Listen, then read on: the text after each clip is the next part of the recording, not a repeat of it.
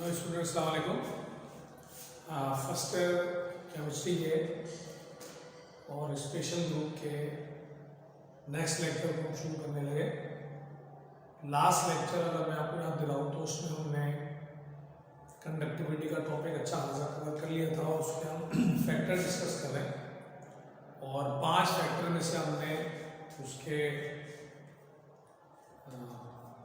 2 factor बिल्कुल से complete कर लिए थे, टोटल कंप्लीट हो गए थे। तीसरा फैक्टर हमारा चल रहा था और 2 फैक्टर उसके बाद हमने पढ़ने हैं। आज के लेक्चर में इंशाल्लाह कंडक्टिविटी एंड करेंगे हम और कंडक्टिविटी को एंड करने के बाद हम इंशाल्लाह इलेक्ट्रोलिसिस का टॉपिक पढ़ेंगे जो ज़बरदस्त टॉपिक है फॉर पेपर। जो इलेक्ट्रोलिसिस के बाद फिर हमारा जो चैप्टर है उसका एक नया पोर्शन स्टार्ट हो जाएगा, यानी कि जो कुछ डिफरेंट किस्म की पढ़ाई है। ठीक है भाई, तो ये जो वक्त आएगा उसको तो हम बात कर लेते हैं। फिलहाल कंडक्टिविटी का थर्ड फैक्टर हम डिस्कस कर रहे थे जो पूरा कंप्लीट नहीं हुआ है, that is degree of ionization.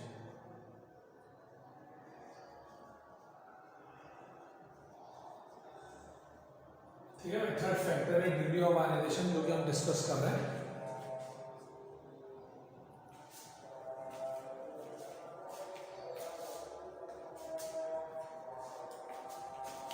अच्छा, डिग्री ऑफ आयनाइजेशन का जो फॉर्मूला मैंने आपको लास्ट में लेक्चर के अंदर पढ़ाया था वो था नंबर ऑफ डिसोसिएटेड मॉलिक्यूल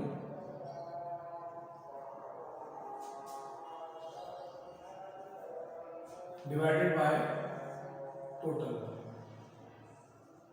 अच्छा, जो न्यूमेरिकल मैंने आपको सॉल्व करने को दिया था, बहुत से लोगों ने वो शेयर किया मेरे क्वेश्चन व्हाट्सएप नंबर पर उसके आंसर्स। तो जिन्होंने नहीं किया उनके लिए बहरहाल सॉल्व तो किया होगा, आंसर कंफर्म किया नहीं किया, तो जिन्होंने सॉल्व किया और आंसर कंफर्म नहीं किया उनके लिए मैं बता दूं कि जो आंसर है वो तकरीबन 105 और 104 के आसपास है। तो अगर आपका आंसर भी 104 और 105 के आसपास आ रहा है तो ओके, अदरवाइज आप आंसर मुझसे कैलकुलेशन मुझसे शेयर करें और अगर कोई मसला होता है तो मुझसे पूछें। ठीक हुई बात?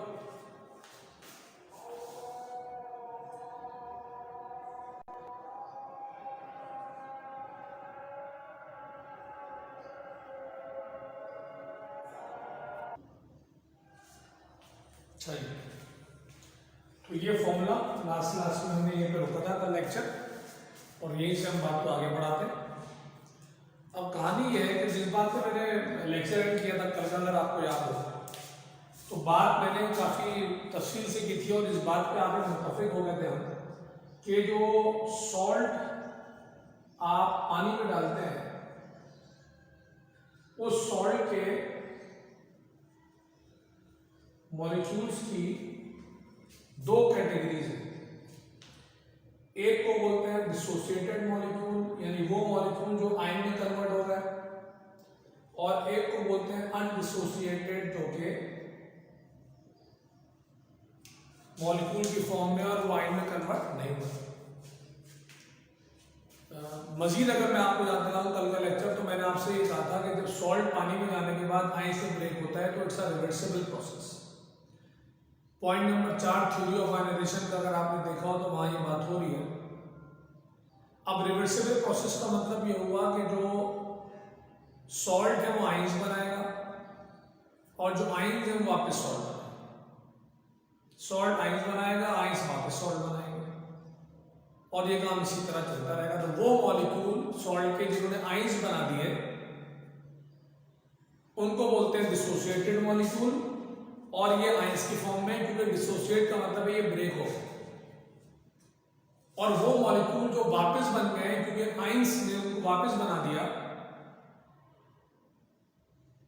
और एक पर्टिकुलर लम्हे में हम जब कैलकुलेट, किसी पर्टिकुलर टाइम पे कैलकुलेट जब हम करेंगे तो वो अभी आयन में कन्वर्ट नहीं हुए और वो अनडिसोसिएटेड फॉर्म में है, तो उनको बोलते हैं अनडिसोसिएटेड मॉलिक्यूल, यानी ये आयन की फॉर्म में नहीं है। तो 2 तरह का मॉलिक्यूल होगा, डिसोसिएटेड जो आयन में कन्वर्ट होगा और अनडिसोसिएटेड जो आयन में कन्वर्ट नहीं होगा। क्योंकि डिसोसिएटेड आयन में कन्वर्ट हो चुके हैं लिहाजा इनकी मदद से करंट पास होता है। देख लेते हैं, व्यू तो विजिबल तो है ना सही। तो डिसोसिएटेड क्योंकि आयन की फॉर्म में है, वो आयन में कन्वर्ट हो चुके हैं लिहाजा इनकी वजह से करंट पास हो रहा है। अनडिसोसिएटेड जो है इनका करंट से कोई लेना देना नहीं, बल्कि इनका एक और रोल है जो अगली हेडिंग में आएगा, वहां बात कर रहा हूं। तो एक दफा मैं और रिपीट कर रहा हूं आपके लिए कि जो सॉल्ट पानी में जाने के बाद आइंस में ब्रेक होता है, it's a reversible process. Salt के मॉलिक्यूल आइंस बनाते हैं, आइंस वापस सॉल्ट के मॉलिक्यूल बनाते हैं और ये काम चलता रहता है। सॉल्ट के वो मॉलिक्यूल जिन्होंने आइंस बना दिए उनको बोलते हैं डिसोसिएटेड मॉलिक्यूल, और वो आयन की फॉर्म में होते हैं और वो करंट पास करते हैं। और सॉल्ट के वो मॉलिक्यूल जो आयन में कन्वर्ट नहीं होते एट अ पर्टिकुलर टाइम, वो अपनी नॉर्मल फॉर्म में, मॉलिक्यूल की फॉर्म में, यानी कि वो आयन में कन्वर्ट नहीं हुए, उनके लिए टर्मिनोलॉजी है अनडिसोसिएटेड मॉलिक्यूल, जो कि करंट पास करने में कोई रोल प्ले नहीं करते। तो हमारा जो टारगेट है वो कौन सा मॉलिक्यूल है? डिसोसिएटेड, क्योंकि वो क्या पास कर रहे हैं? करंट। अब यहां पे समझने वाली बात जो अगली हेडिंग में दोबारा भी आएगी वो ये है कि ये जो मॉलिक्यूल डिसोसिएटेड है इनका अल्फा से रिलेशन कैसा है? डायरेक्ट है, अल्फा इसका सिंबल है। यानी कि जब अल्फा ज्यादा होगा, तवज्जो चाहिए, जब अल्फा ज्यादा होगा तो नंबर ऑफ डिसोसिएटेड मॉलिक्यूल ज्यादा होंगे, रिलेशन डायरेक्ट है। जब नंबर ऑफ डिसोसिएटेड मॉलिक्यूल ज्यादा होंगे, आयन ज्यादा होंगे, जब आयन ज्यादा होंगे तो करंट ज्यादा पास होगा। बात तो सीधी सी है। अब आप इसको मुश्किल बना लो, अलग बात है, बात स्ट्रेट है कि अगर किसकी वैल्यू ज्यादा है, अल्फा की वैल्यू ज्यादा है, तो नंबर ऑफ डिसोसिएटेड मॉलिक्यूल ज्यादा है। नंबर ऑफ डिसोसिएटेड से इसका रिलेशन डायरेक्ट है। नंबर ऑफ डिसोसिएटेड मॉलिक्यूल अगर ज्यादा होंगे तो आयन ज्यादा होंगे, क्योंकि मैंने आपको आज के लेक्चर में बार बार ये रिपीट किया कि जो डिसोसिएटेड मॉलिक्यूल है यही वो है जो आयन में कन्वर्ट हो चुके हैं और इन्हीं की वजह से करंट पास हो रहा है। तो अगर डिसोसिएटेड मॉलिक्यूल ज्यादा होंगे तो आयन ज्यादा होंगे, और आयन ज्यादा होंगे तो करंट ज्यादा पास होगा। आयन ज्यादा होंगे तो करंट ज्यादा पास होगा। सबको ये बात समझ में आ गई? तो इसका मतलब ये हुआ कि अल्फा ज्यादा है तो नंबर ऑफ डिसोसिएटेड मॉलिक्यूल ज्यादा है, डिसोसिएटेड ज्यादा है तो आयन ज्यादा है, आयन ज्यादा होंगे तो करंट ज्यादा पास होगा, जो करंट पास करना आयंस की जिम्मेदारी है। अब एक बार मैं और वर्डिंग में लिखवाऊंगा जो आप नोट करेंगे, पर वो अगली हेडिंग में समझाऊंगा। मैं लिखवाऊंगा वर्डिंग में जरूर, पर वो अगली हेडिंग में क्लियर होगा आपको। जब हेडिंग नंबर 4 पढ़ लेंगे तो वो पूरी तरह क्लियर हो जाएगा। ठीक, चलिए तो ये पॉइंट नंबर 3 लिखें। The conductivity of electrolyte, the conductivity of electrolyte also measured by the conductivity of electrolyte also measured by the conductivity of electrolyte also measured by degree of ionization, also measured by degree of ionization, bracket में लिख लें alpha, full stop.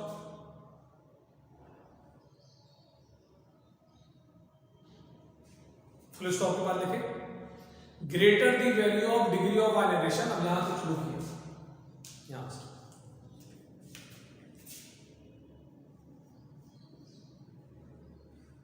मिटा देता हूं extra चीजें।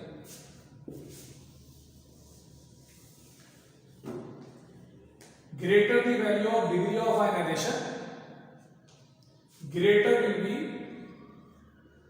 Dissociated molecule. मैं repeat कर रहा हूं, greater the value of degree of ionization, greater will be dissociated molecules, bracket में लिखिए आयंस, क्योंकि डिसोसिएटेड मॉलिक्यूल वो है जो आयन में कन्वर्ट हो चुके हैं। तो greater will be dissociated molecule, bracket में आ गया ions, laser will be undissociated molecule,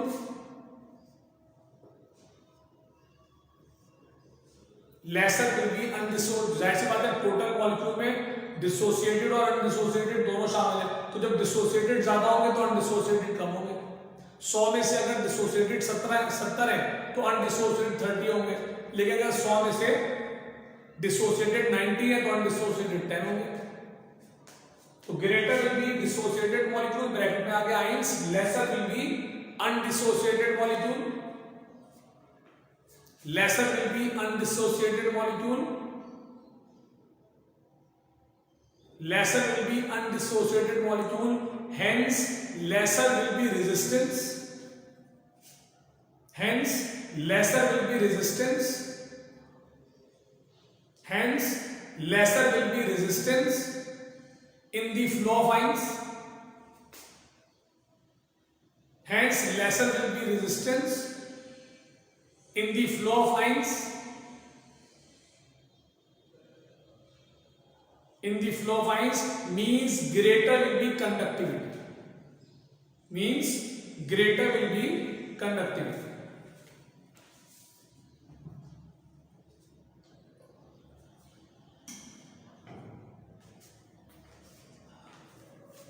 Means greater will be conductivity. समझ में आ गई बात? अब इस पे जो मैंने ये वाली बात दिखाई है लेसर वाला, ये अगले पॉइंट में क्लियर होगा। Greater will be dissociated molecule, bracket में आगे आयंस, ये वाली बात तो ठीक है, पढ़ लिया। Laser will be dissociated molecule, laser will be resistance, ये वाली बात पॉइंट नंबर 4 पे क्लियर होगी। आपको भी क्लियर नहीं है, परेशान मत होइएगा। पॉइंट नंबर 4 पढ़ने के बाद 3 और 4 को एक साथ पढ़िएगा, वीडियो को पॉज कीजिएगा, 3 और 4 को एक साथ पढ़िएगा, फिर पॉइंट 5 पे जाइएगा। ठीक, चलिए फॉर्मूला लिख लें, शाबाश, फॉर्मूला लिख लें, बताऊं सब लोग फॉर्मूला लिख लें।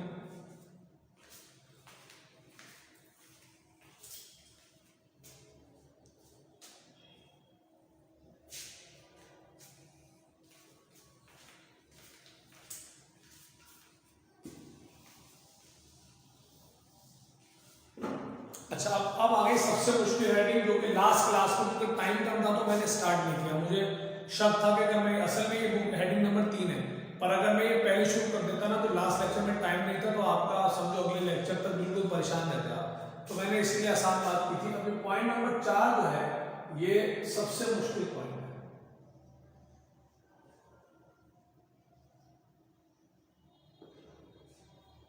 ठीक है भाई, सबसे मुश्किल पॉइंट है, that is degree of dilution. ठीक है, डिग्री ऑफ डाइल्यूशन।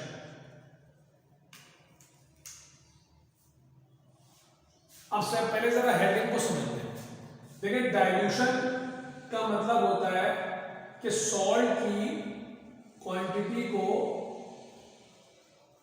कम करना। ठीक है, पहले तो आप इस पर टाइम लगा ले, 1 मिनट 2 मिनट समझेगा। डाइल्यूशन, कोई भी आपसे बोलेगा कि भाई सॉल्यूशन को डाइल्यूट करो, तो इसका मतलब है या तो आपको नमक कम करना है या पानी बढ़ाना है।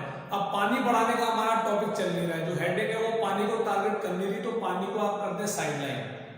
ठीक है, मैं रिपीट कर रहा हूं, अगर कोई भी कहता है कि सॉल्यूशन को डाइल्यूट करो, इससे 2 मतलब है, या तो सॉल्ट कम करो या पानी बढ़ाओ। अब क्योंकि पानी हमारा टॉपिक नहीं चल रहा, पानी पे बात हो नहीं रही है फिलहाल, इस टॉपिक में नहीं हो रही है, ऐसे तो होती है, इस टॉपिक में नहीं हो रही, लिहाजा उसको साइड में किया। तो सॉल्ट हमारा टारगेट है, हेडिंग हमारी सॉल्ट की, यानी कि सॉल्ट को कम करना है। जब भी डाइल्यूशन का वर्ड आएगा यानी सॉल्ट को आपने कम करना है। इसका अपोजिट वर्ड है कंसंट्रेटेड, इसका अपोजिट वर्ड है कंसंट्रेटेड, जिसका मतलब है सॉल्ट को बढ़ाना है। अगर कोई आपसे कहता है कि सॉल्यूशन को कंसंट्रेटेड बनाओ यानी कि सॉल्ट बढ़ाओ, अगर कोई कहता है डाइल्यूट बनाओ यानी सॉल्ट कम करो। ठीक बात हो? तो अगर कोई आपसे कहता है डिग्री ऑफ, थोड़ा कंफ्यूज होते हैं मेरी इस बात पे, अगर कोई आपसे कहता है डिग्री ऑफ डाइल्यूशन बढ़ाओ, अगर कोई आपसे कहता है डिग्री ऑफ डाइल्यूशन बढ़ाओ, तो उसका शॉर्ट मतलब ये होता है कि डाइल्यूशन बढ़ाओ, और डाइल्यूशन बढ़ाने का मतलब है क्वांटिटी सॉल्ट की कम करो। ये तंग करता है लोगों को, ये बात 2 दफा 3 दफा 4 दफा बोलूंगा, पता नहीं क्यों मुझे भरोसा नहीं होता, इस बात को मुश्किल होना है। अगर कोई आपसे कहता है कि डिग्री ऑफ डाइल्यूशन बढ़ाओ, कोई आपसे कहता है डिग्री ऑफ डाइल्यूशन बढ़ाओ, तो इनडायरेक्टली वो आपसे कह रहा है कि डाइल्यूशन बढ़ाओ। ये लंबा वर्ड है, ये छोटा वर्ड है, मतलब एक ही, डिग्री ऑफ डाइल्यूशन बढ़ाने का मतलब है डाइल्यूशन बढ़ाना है, और डाइल्यूशन बढ़ाने का मतलब है सॉल्ट की क्वांटिटी को कम करना। अगर कोई आपसे बोलेगा डिग्री ऑफ कंसंट्रेशन बढ़ाओ, तो उसका शॉर्ट मतलब होगा कंसंट्रेशन बढ़ाओ, यानी कि सॉल्ट की क्वांटिटी को बढ़ाओ। अब क्योंकि हमारी हेडिंग में डिग्री ऑफ कंसंट्रेशन नहीं, तो मिटा दे रहा हूं ताकि आप कंफ्यूज ना, मिटा दिया। तो डिग्री ऑफ डाइल्यूशन बढ़ाने का मतलब है शॉर्ट फॉर्म में डाइल्यूशन बढ़ाना, डाइल्यूशन बढ़ाने का मतलब है सॉल्ट कम करना। यानी कि हमारी जो हेडिंग है वो सॉल्ट की क्वांटिटी कम ज्यादा करने पे टारगेट कर रही है। अब जब मैंने आपको डिग्री ऑफ डाइल्यूशन समझा दिया, तो अब मैं इसको डिग्री ऑफ डाइल्यूशन को इग्नोर कर रहा हूं और क्वांटिटी से पढ़ा रहा हूं आपको।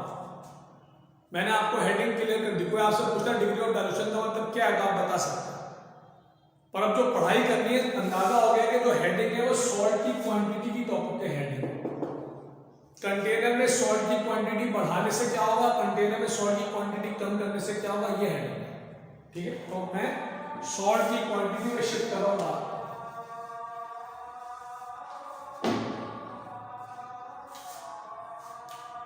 तो कंटेनर में आपने सॉल्ट की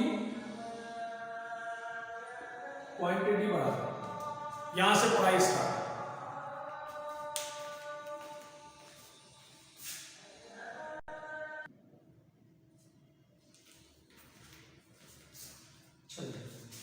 ठीक है भाई, तो हमने कंटेनर में सॉल्ट की क्वांटिटी बढ़ाई।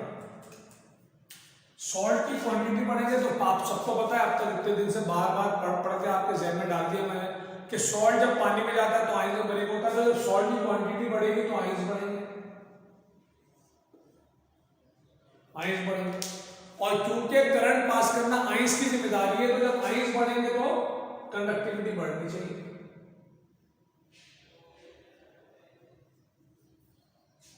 ये तो हो गई बिल्कुल सीधी सीधी बात, बिल्कुल स्ट्रेट बात हो गई कि आपने सॉल्ट बढ़ाया, सॉल्ट बढ़ाने से आइंस बढ़ गए, क्योंकि पानी में जब सॉल्ट जाता है तो आयन में ब्रेक हो जाता है, आयन में ब्रेक होने से करंट ज्यादा पास होना चाहिए, क्योंकि करंट पास करना इज दी जिम्मेदारी और रिस्पॉन्सिबिलिटी ऑफ आइंस।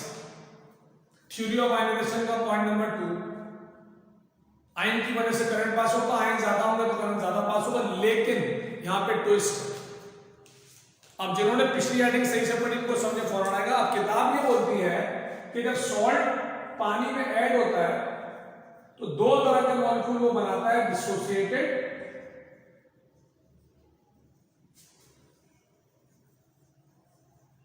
और अनडिसोसिएटेड।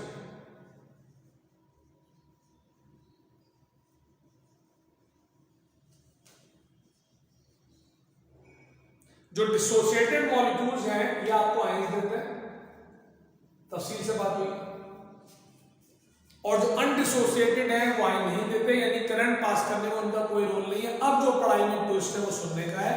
किताब ये बोलती है कि वो मॉलिक्यूल जो अनडिसोसिएटेड हैं वो आयन में कन्वर्ट नहीं हो रहे, यानी वो करंट पास करने में कोई मदद नहीं कर रहे, साथ में वो कंटेनर के अंदर ही मौजूद हैं और उनका बाकायदा वजूद है, प्रेजेंस है।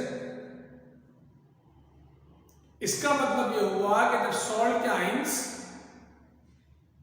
कैथोड एनोड की तरफ ट्रेवल करते हैं, जैसा कि आपने थ्योरी ऑफ आयनाइजेशन के पॉइंट नंबर 6 में पढ़ा, तो ये जो अनडिसोसिएटेड मॉलिक्यूल्स हैं ये रास्ते में आते हैं और रास्ते में आने की वजह से बार बार कोलिजन्स करते हैं, जिसकी वजह से रेजिस्टेंस पैदा होती है। ये पॉइंट नंबर 3 में भी इसका जिक्र था। और जब रेजिस्टेंस पैदा होगी तो आयन की वेलोसिटी डिक्रीज हो जाती है, नतीजे में करंट ज्यादा पास होने के बजाय कम पास होता है। अब इस बात को आप एक बार और सुने, बार बार वीडियो बैक करके भले सुनिएगा कि मैंने ये बोला कि जब आपने कंटेनर में सॉल्ट की क्वांटिटी बढ़ाई तो नो डाउट आयंस बढ़े, इसमें कोई शक नहीं है आयंस बढ़े। पर जैसा कि आपने पढ़ा कि जब सॉल्ट पानी में जाता है तो दोनों तरह के मॉलिक्यूल बनाता है, डिसोसिएटेड भी और अनडिसोसिएटेड भी। कुछ मॉलिक्यूल आयन बनाएंगे, कुछ मॉलिक्यूल आयन नहीं बनाएंगे। इसका मतलब है इसमें कोई शक नहीं कि आयंस बढ़ते हैं, नो डाउट, पर साथ में अनडिसोसिएटेड भी बढ़ते हैं और ये अनडिसोसिएटेड कंटेनर का हिस्सा होते हैं। लिहाजा जब आयन ट्रेवल करते हैं तो ये उसके रास्ते में आते हैं, उससे बार बार टकराते हैं। तो आयन को कैथोड एनोड पे पहुंचना है, रास्ते में मॉलिक्यूल आ रहे हैं जिसकी वजह से कोलिजन्स हो रहे हैं, कोलिजन्स होते हैं तो रेजिस्टेंस पैदा होती है, आयंस की वेलोसिटी डिक्रीज हो जाती है, लिहाजा करंट ज्यादा पास होने के बजाय कम पास होता है। इसको बोलते हैं डिग्री ऑफ डाइल्यूशन। और ये सबसे तगड़ा पॉइंट है, 10 में से 9 लोग बल्कि 100 में से 99 लोग जो हैं वो इस वाले मॉलिक्यूल को इग्नोर करते हैं और बोलते हैं भाई सॉल्ट जाएगा, आयन देगा, करंट ज्यादा पास होगा, लेकिन किताब डिनाई कर देती है, फंस जाते हैं। मैं भी उसमें शामिल हूं। पहली दफा जब मैंने पढ़ा था तो मैं भी हैरान रह गया था कि यार ये तो सोचा ही नहीं। तो जैसे नमक पानी में जा रहा है, एक तरफ से आयंस बढ़ रहे हैं, दूसरी तरफ से अनडिसोसिएटेड बढ़ रहे हैं। आयंस अपना रोल प्ले करना चाह रहे हैं, करंट पास करवाना चाह रहे हैं, पर जो अनडिसोसिएटेड है वो उनके रास्ते में आ रहे हैं, उनसे टकरा रहे हैं, उनकी वेलोसिटी को डिस्टर्ब कर रहे हैं, डिक्रीज करा रहे हैं, लिहाजा करंट ज्यादा पास होने के बजाय कम पास होगा। चलिए देखें पॉइंट नंबर 4 लिखें, the conductivity of electrolyte, the conductivity of electrolyte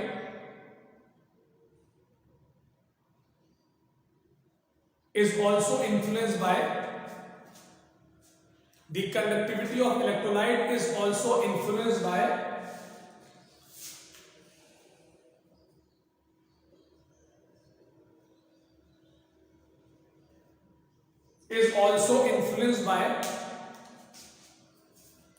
quantity of salt in solution, quantity of salt in solution, quantity of salt in solution, full stop, quantity of salt in solution, full stop. When we increase quantity of salt,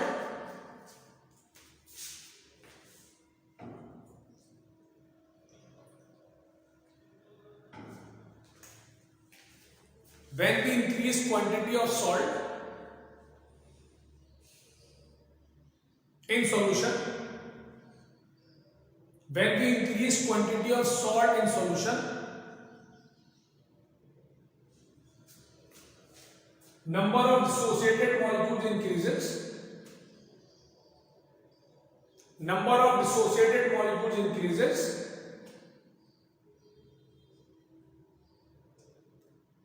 number of dissociated molecules increases,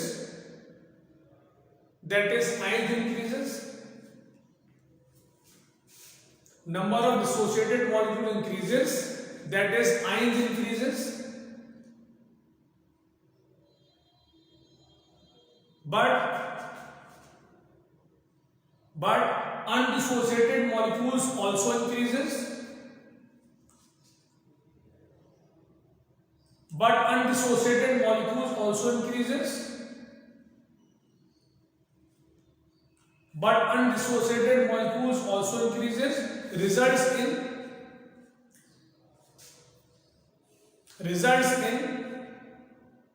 increase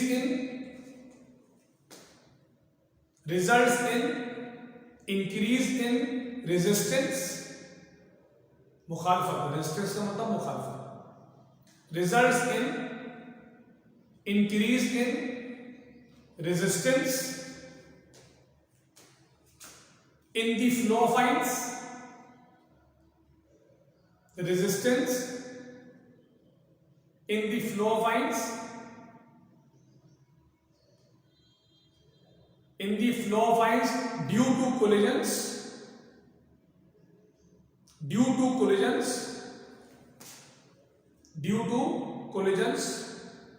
hence velocity of ions decreases,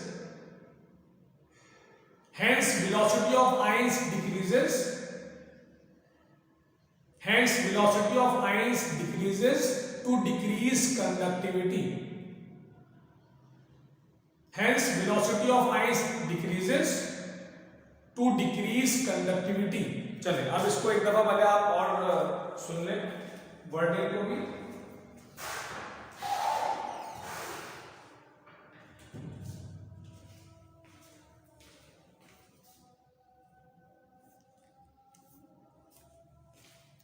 चलिए पांचवा point,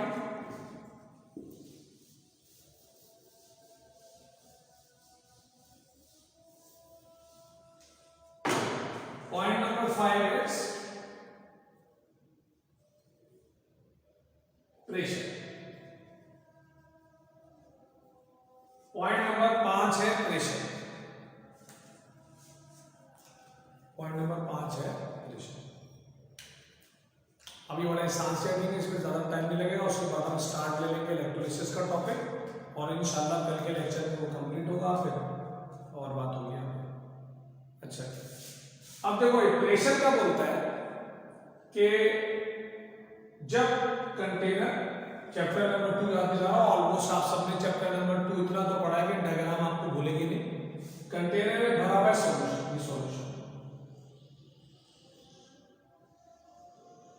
ये piston है, ये piston को आप धक्का देंगे नीचे, ये प्रेशर है। वही चैप्टर नंबर 2 वाली कहानी है। अब जब पिस्टन नीचे आएगा और पिस्टन नीचे आते आते सॉल्यूशन को दबाएगा तो सॉल्यूशन के दबने से पानी के मॉलिक्यूल करीब आएंगे, जिन्होंने इतने दिन से अच्छे से पढ़ा उनको समझ में आया, छुट्टियां की हैं, लेक्चर सही से नहीं लिया, समझ में नहीं आया। तो पिस्टन नीचे आ रहा है, तो जब पिस्टन नीचे आएगा तो पानी के मॉलिक्यूल्स को सुखेड़ेगा, कॉन्ट्रैक्ट करेगा, दबाएगा, नतीजे में पानी के मॉलिक्यूल्स करीब आएंगे। जब पानी के मॉलिक्यूल लिखता भी जाता हूं मैं, प्रेशर के बढ़ाने से पिस्टन डाउनवर्ड आया, लिखता जाता हूं। पिस्टन के डाउनवर्ड आने से जो सॉल्यूशन है, वाटर सब सॉल्यूशन में लिक्विड तो वाटर ही है ना, तो जो सॉल्यूशन है वो कॉन्ट्रैक्ट होगा, दबेगा। जब सॉल्यूशन कॉन्ट्रैक्ट होगा तो जो पानी के मॉलिक्यूल्स के दरमियान स्पेसेस हैं वो डिक्रीज होंगे। जिनको स्पेसेस याद नहीं है उनको टॉपिक समझ में नहीं आएगा, वो हाइड्रेशन पढ़े, शाबाश, जाके हाइड्रेशन पढ़े, वीडियो को पॉज करके। अब जब स्पेसेस कम होंगे तो सराउंडिंग कम होगी,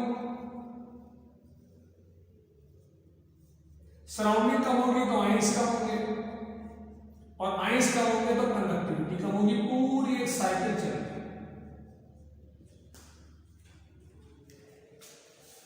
आपने प्रेशर बढ़ाया, पिस्टन नीचे आया, सॉल्यूशन कॉन्ट्रैक्ट हुआ, पानी के मॉलिक्यूल में स्पेस कम हुए, सराउंडिंग, स्पेस की वजह से सराउंडिंग होती है, स्पेस कम हुई तो सराउंडिंग कम हो गई, सराउंडिंग आइंस हो गए तो जगह, जब सराउंडिंग कम हुई तो आइंस कम हो गए, और आइंस कम हो गए तो करंट कम पास हुआ। बात समझ में आ गई? यानी कि प्रेशर बढ़ाने से कंडक्टिविटी डिक्रीज होगी, प्रेशर बढ़ाने से, अच्छा ये एरो देखकर ये मत समझिएगा प्रेशर कम हो रहा है, प्रेशर बढ़ रहा है, ये तो एरो ये बता रहा है कि पिस्टन को नीचे धक्का दे रहा है, ये मत कोई बोलते हैं प्रेशर तो आपके साथ कम किया। तो इसका मतलब है कि प्रेशर बढ़ाने से कंडक्टिविटी कम हो रही है, ठीक है भाई, प्रेशर बढ़ाने से कंडक्टिविटी कम हो रही है, सही है। लेकिन यहां पर एक बात समझने की, किताब ये बताती है आपको, चैप्टर नंबर 2 में, या लिक्विड का जो पोर्शन हमने पढ़ना है उसमें भी आएगा, किताब ये बताती है कि जब पानी पे प्रेशर बढ़ाया जाता है तो उसका वॉल्यूम कम तो होता है, वॉल्यूम कम तो होता है, कॉन्ट्रैक्शन तो होती है, पर जो वॉल्यूम में डिक्रीज है वो बहुत ना होने के बराबर होता है। इसका मतलब है यहां से यहां तक मैंने जितना लिखा है सब होगा, किसी से इनकार नहीं है, सब होगा, यहां से यहां तक मैंने जो लिखा है सब होगा, लेकिन बहुत माइनर सा होगा, ज्यादा कॉन्ट्रैक्शन नहीं होती पानी में प्रेशर, गैस की तरह से बहुत ज्यादा वॉल्यूम कम नहीं करता पानी, तो कम वो होगा, कंप्रेसिबिलिटी कहते थे इसको, कंप्रेस होगा पर ज्यादा नहीं होगा। इसका मतलब है सारा कुछ यहां से लेकर यहां तक होगा पर बहुत माइनर होगा, बहुत कम होगा, बहुत लिमिटेड होगा, नतीजे में कंडक्टिविटी डिक्रीज तो होगी पर नेग्लिजिबल होगी, ना होने के बराबर होगी। यानी कोई आपसे पूछे तो आप दोनों बातें बताएं, कोई आपसे पूछे तो आप दोनों बातें बताएं,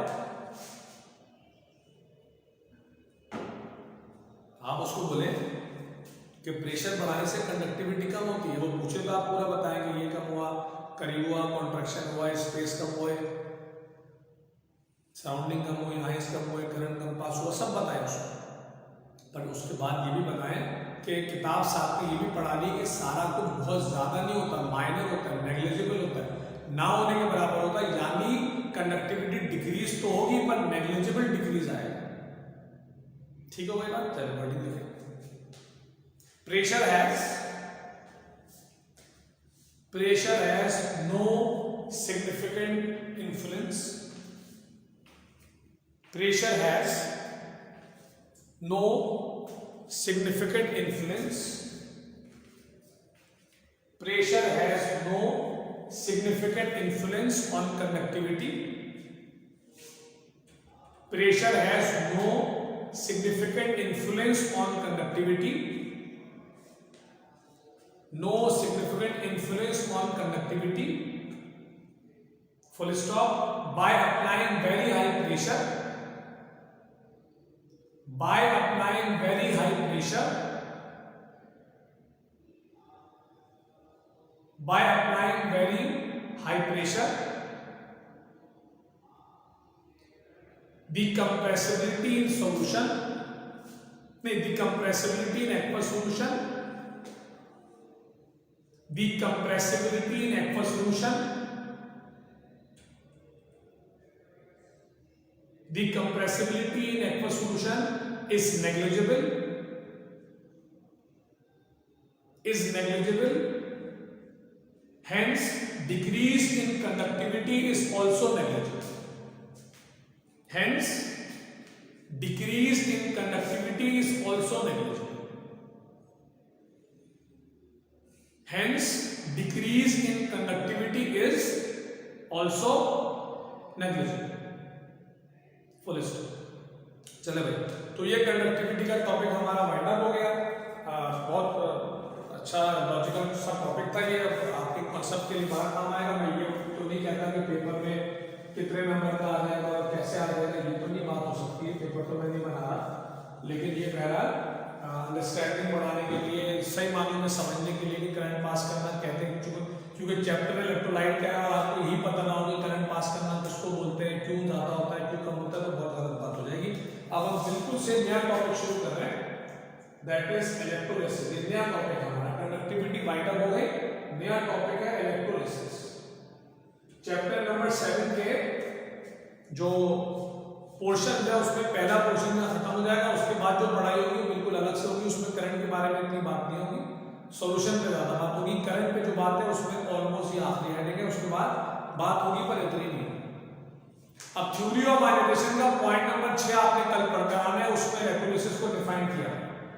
कल पढ़कर आने से बात किया, आप सेंटर तो नहीं आ रहे, ऐसे बात है, मतलब पढ़ के बैठना। जैसे ही आप लेक्चर प्ले करने लगे तो आप पहले थ्योरी ऑफ आयोनाइजेशन का पॉइंट नंबर 6 पढ़े, उसमें इलेक्ट्रोलिसिस को डिफाइन किया है, और उसके बाद फिर हम बात आगे बढ़ाएंगे। तो इंशाल्लाह जैसे ही कल का लेक्चर शुरू होगा पॉइंट नंबर 6 आप पढ़ के रखेंगे, उसके बाद हम इलेक्ट्रोलिसिस को डिफाइन करेंगे वहां से, और तफसील से हम पढ़ेंगे। 4 से 5 नंबर का टॉपिक है इलेक्ट्रोलिसिस ऑफ कॉपर क्लोराइड, और वो इंशाल्लाह कल का हमारा टॉपिक होगा। तो कल आपसे मुलाकात करते हैं टीमों के बाद। आज का लेक्चर यहाँ वाइंड अप कर रहा हूँ मैं, क्योंकि इलेक्ट्रोलिसिस का पूरा टॉपिक पढ़ना है हमने, तो अभी 2-3 मिनट हम शुरू करेंगे, इसका कोई इम्पैक्ट नहीं आएगा। तो इंशाल्लाह कल के लेक्चर में पूरी इलेक्ट्रोलिसिस की डिटेल की पढ़ाई हम करेंगे।